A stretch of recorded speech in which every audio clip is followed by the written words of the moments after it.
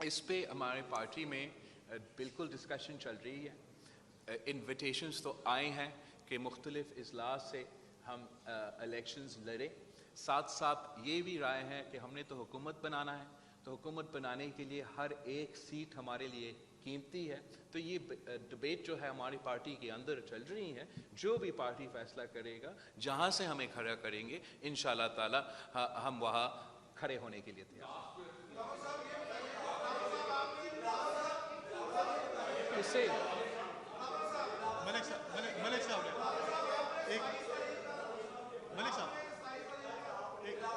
एक मिनट भाई यार, एक मिनट मलिक साहब। I can't hear everybody. I'm so sorry, please.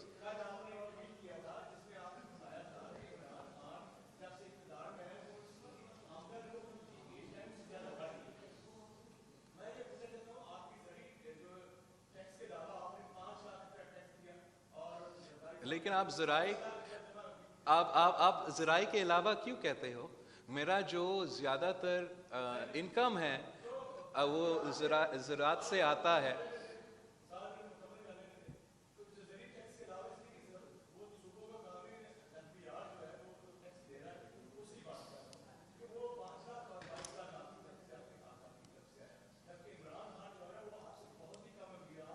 बिल्कुल, हमसे बहुत ही कम अमीर है। Okay, so thank you so much. आपका सवाल का बहुत शुक्रिया। जब ये गलत रिपोर्टिंग किया जा रहा था कुछ चैनल्स पे जानबूझ के, जो सिर्फ जानते हुए कि हम ज़मींदार हैं, जानते हुए कि हमारा नाना के वक्त से हमें फिर मेरे वालदा को और मेरे वालदा के शहादत के बाद हमें ज़मींदारी करते हैं, जानते हुए कि हमारा एग्रीकल्चर टैक्स का जो हम पे करते हैं वो हमारा इनकम टैक्स से ज़्यादा है। वो एग्रीकल्चर टैक्स छुपा के सिर्फ इनकम टैक्स दिखा रहे थे। तो यही वजह था कि हमने पूरा का पूरा 5 साल का इनकम टैक्स और एग्रीकल्चर टैक्स रिलीज़ किया था। मैं आपको अपना मीडिया सेल की जो रिलीज़ है उसकी तरफ आपका तवज्जो दिलवाना चाहूँगा। शायद अगर आप वो पढ़ते वो ये सवाल मुझसे नहीं किया जाता। जहाँ तक इमरान खान की बात है, इमरान खान इस मुल्क की वज़ीर आज़म है।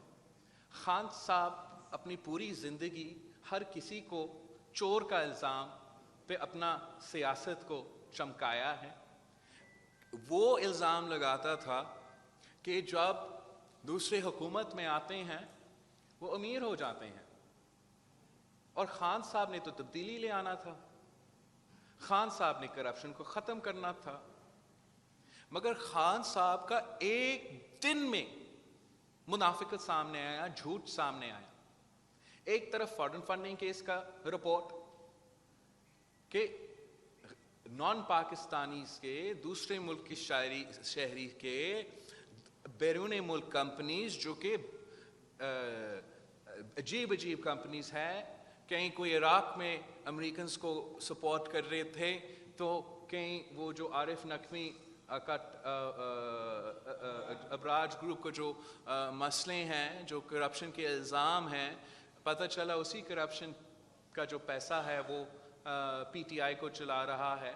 और उम्मीद है कि हमारा लॉयर्स जब इसको देखेंगे इससे बहुत ज़्यादा और निकलेगा। मगर जो उससे ज़्यादा मेरे लिए हैरत की बात थी कि इस जो टैक्स का रिपोर्ट्स आए हैं उसके मुताबिक जहां खान साहब ने पूरा मुल्क को गरीब कर दिया, जहां खान साहब ने मुल्क को कंगाल कर दिया, जहां खान साहब ने हर पाकिस्तानी के पेट पे डाका मारा है, जेब पे डाका मारा है, मैं आप सबसे पूछता हूं कि आपका जो तनख्वाह है खान साहब के आने से पहले वो कितना चलता था और अब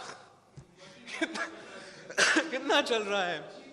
तो ये अब मेरा भी यही, आप पूरा पाकिस्तान में जितना भी आप कमाई करते हो अब वो कम चलता है।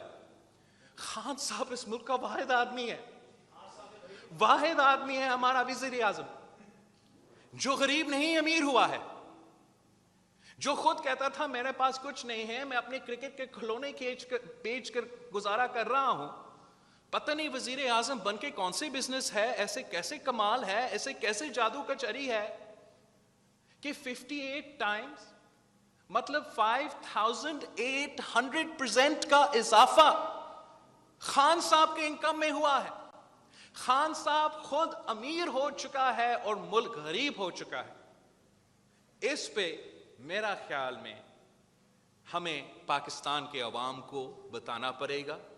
इनका प्रोपेगेंडा इतना तेज है, इतना मजबूत है, वो हर चीज को छुपाने की कोशिश करते हैं। मगर इस पे सवाल बनता है कि खान साहब हिसाब दे, आप वजीर आजम बनने से पहले इतना आपका आमदन नहीं था, इतना आपका कमाई नहीं था। वजीर आजम बनने के बाद 5800% इजाफा कैसे हुआ? ये मैं समझता हूं ना सिर्फ मेरा सवाल है, पाकिस्तान के अवाम का सवाल है।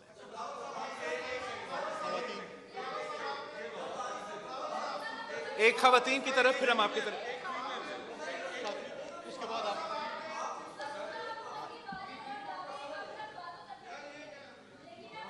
आई एम सॉरी, दोबारा करें।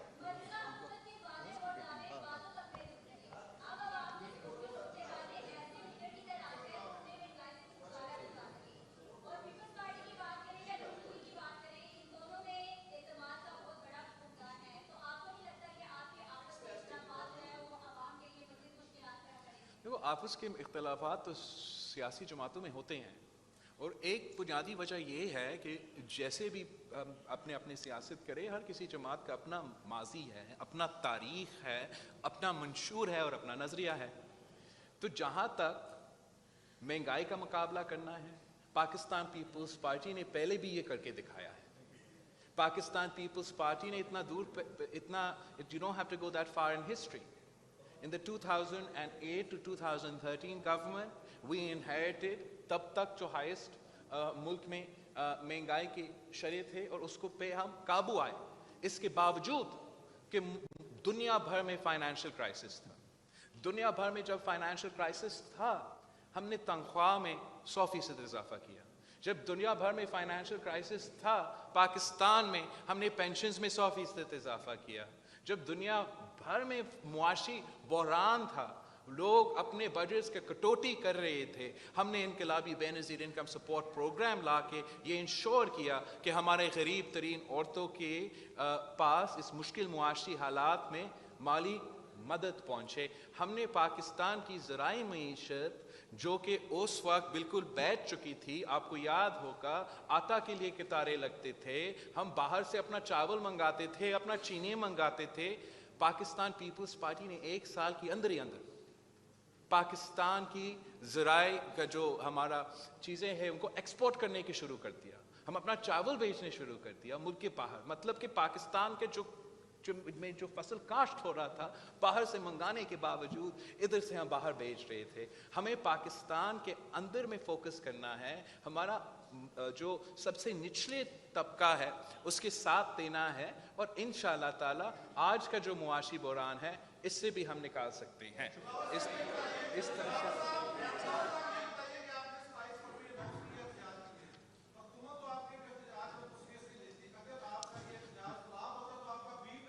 मेरा एहतजाज एक तो 27 फरवरी पे नहीं, आज से शुरू है। इससे पहले भी शुरू था, लेकिन मेरा नया फेज़ जो है वो आज से शुरू है। इस फेज़ पे जो हमने अभी तक ऐलान किया है वो हमारा मिनी बजट के ख़िलाफ़ इस्लामाबाद में हमारा पार्लियामेंटेरियंस का हड़ताल होगा किसानों के हक में, और ये एग्रीकल्चरल क्राइसिस के ख़िलाफ़ हमारा किसान रैलीज़ डिविजनल सतह पे होंगे। और जी हाँ, हमारा लॉन्ग मार्च इस्लामाबाद की तरफ 27 फरवरी मज़ार-ए-कायद से निकलेगा। आप सबके बहुत बहुत शुक्रिया।